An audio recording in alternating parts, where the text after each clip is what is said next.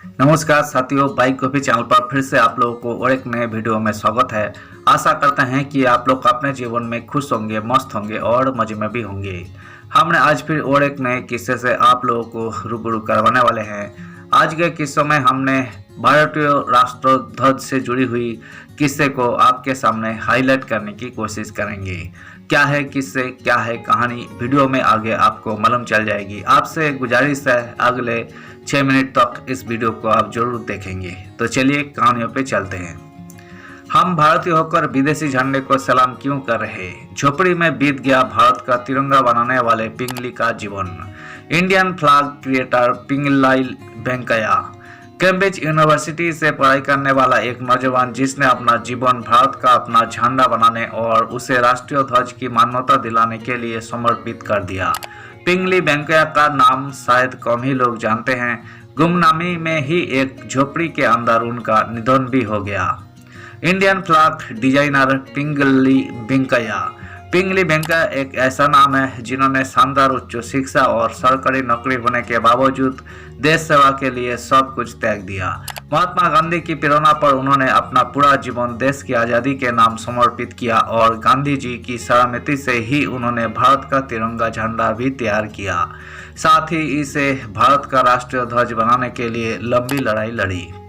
यही पिंगली वेंकैया का बनाया तिरंगा झंडा ही है जिसे हम 15 अगस्त यानी स्वतंत्रता दिवस जैसे मौके पर सैल्यूट करते हैं। हालांकि भारत माता के इस लाल का जीवन गुमनामी में ही बीता और आज भी बहुत कम ही लोग उनके बारे में जानते हैं। पिंगली वेंकैया का जन्म 2 अगस्त 1976 को आंध्र प्रदेश के मछलीपट्टनम में एक तेलुगु ब्राह्मण परिवार में हुआ था, जिन्होंने बलिदान, समृद्धि और शांति के प्रतीक भारत के तिरंगे झंडे को राष्ट्रीय ध्वज का दर्जा दिलाने के लिए उन्होंने लंबी लड़ाई लड़ी।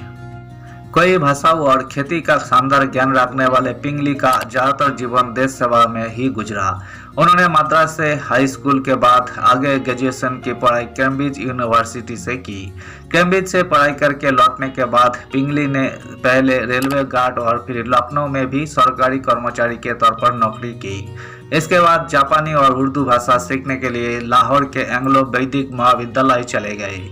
भूविज्ञान और कृषि के खास लगाव रखने वाले वेंकैया ने कई भाषाओं का ज्ञान हासिल किया। इसके बाद महज 19 साल की उम्र में ब्रिटिश सेना में अधिकारी के पद पर पहुंच गए। सेना नायक रहते हुए अंग्रेजी सेना की ओर से दक्षिण अफ्रीका में एंग्लो बॉयर युद्ध का हिस्सा बने। दक्षिण अफ्रीका में एंग्लो बॉयर युद्ध के दौरान ही पिंगली की मुलाकात गांधी जी से हुई, जिन्होंने उन्हें इतना प्रभावित किया कि वही सब कुछ छोड़कर भारत लौट आए और स्वतंत्रता संग्राम सेनानी बन गए। इसके बाद ही उनके अंदर अपने देश के लिए झंडा बनाने की चाह जागी। पिंगली का कहना था कि हम भारतीय होकर एक विदेशी यानी ब्रिटिश झंडे को क्यों सलाम करें, और उन्होंने गांधी जी के सामने देश का अपना झंडा बनाने की बात कहने पर महात्मा गांधी ने उन्हें ही यही दायित्व सौंप दिया। यहीं से भारत का झंडा बनाने का इतिहास नए सिरे से शुरू हुआ।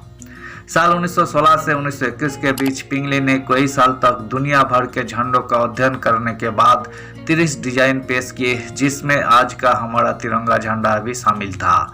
महात्मा गांधी की ओर से विजयवाड़ा की बैठक में मंजूरी मिलने पर 1930 में तिरंगा झंडे को अपनाने का प्रस्ताव पारित हुआ।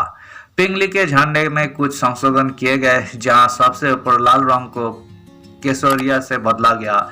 इसी के साथ केसरिया, सफेद और हरे रंग के साथ बीच में चरखे के निशान वाला झंडा 1930 में तैयार हुआ।